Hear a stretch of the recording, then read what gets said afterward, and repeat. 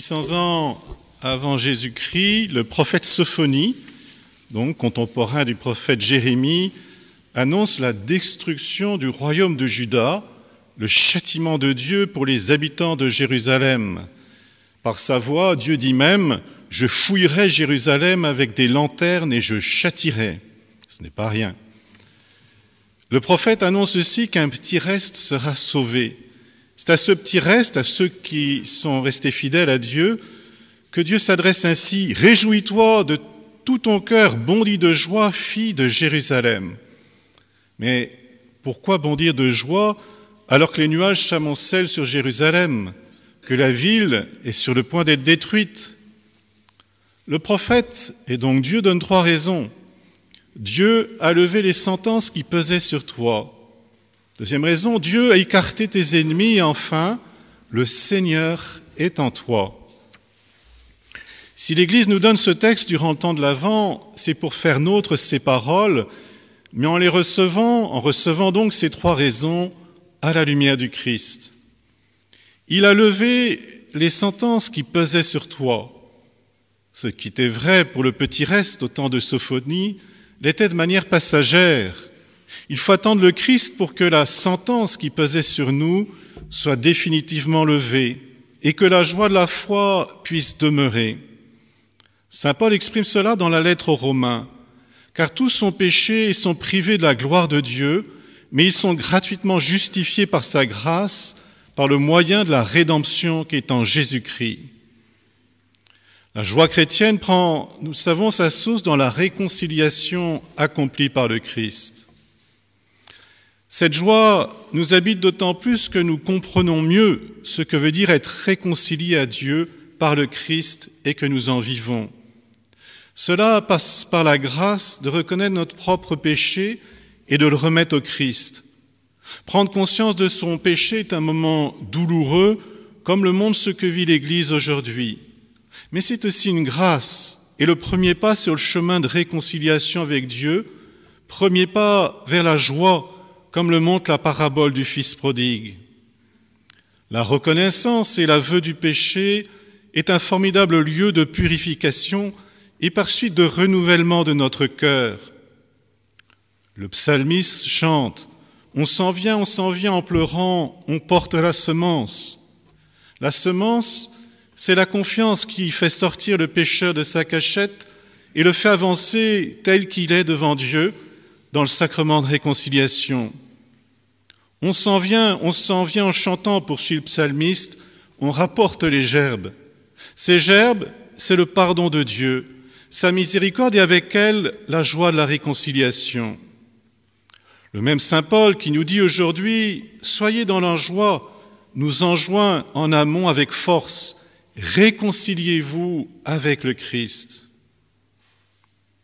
Deuxième raison, Dieu a écarté tes ennemis. C'est une vraie joie, effectivement, quand les ennemis disparaissent. Pensons à la liesse des Parisiens libérés des nazis en août 1944. Pourtant, notre expérience nous dit que les ennemis sont encore là. Il suffit d'écouter les informations, guerre, terrorisme, corruption. Mais l'ennemi est d'abord en nous, notre impatience, notre difficulté à donner du temps, ou bien cet orgueilleux qui refuse de reconnaître ses torts. Sur la croix, le Christ est vainqueur, chantons-nous à Pâques. Le mystère de notre rédemption est accompli, l'ennemi est vaincu. Le mal est encore présent, mais il n'obstrue plus l'horizon.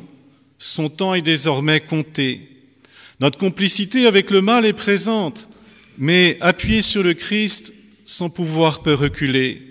Notre faiblesse est encore là, mais reconnue, elle devient l'occasion de céder un peu plus de notre cœur à Dieu. Le temps de l'Avent vient donc réveiller en nous l'espérance, la confiance de pouvoir s'appuyer sur la grâce du Christ, la confiance que l'avenir ne se termine pas en cendres dispersées sur 50 cm² de terre dans un cimetière. L'espérance, loin de nous faire fuir le présent, c'est le reproche de certains athées, elle nous y reconduit. Benoît XVI dit par exemple « Sans avenir, il est très difficile de vivre le présent ». Vivre de l'instant présent, oui, mais pas sans une certaine confiance dans le lendemain. L'espérance nous donne la force pour nous engager pleinement aujourd'hui, pour vivre déjà de petites victoires de l'amour au quotidien, ce quotidien morior dont parle saint Paul, victoires qui prennent source dans la grande victoire du Christ à la croix. En ce temps de l'Avent, nous pouvons faire nôtres les paroles du célèbre choral de Bach, « Jésus, que ma joie demeure ». Dans cette prière, nous demandons aussi en amont que notre espérance demeure. Troisième raison pour laquelle le petit reste doit se réjouir, le Seigneur est en toi. Dans le livre de Sophonie, Dieu invite les Juifs à rentrer en eux-mêmes et à se recueillir. Recueillez-vous et rentrez en vous-même. Et il ajoute, peuple sans pudeur. Les Juifs ont perdu leur pudeur parce qu'ils ont perdu le sens de ce qui fait leur dignité. Ils sont le peuple élu, le peuple de Dieu.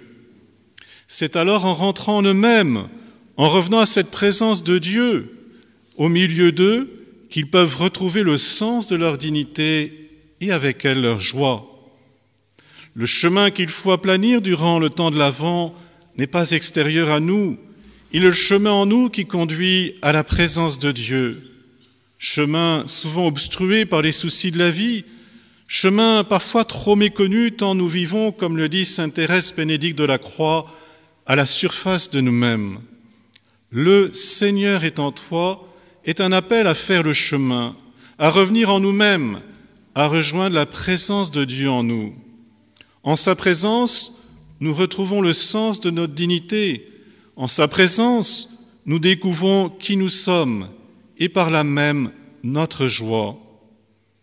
Le fils de la parabole est de retour chez son père avec l'intention de travailler comme serviteur.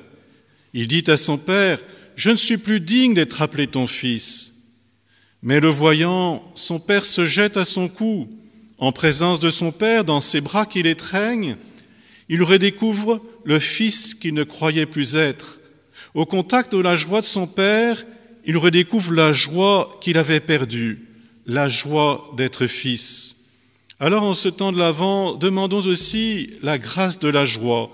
C'est demander aussi la grâce du silence, pour rejoindre en nous la présence du Père qui nous attend les bras ouverts.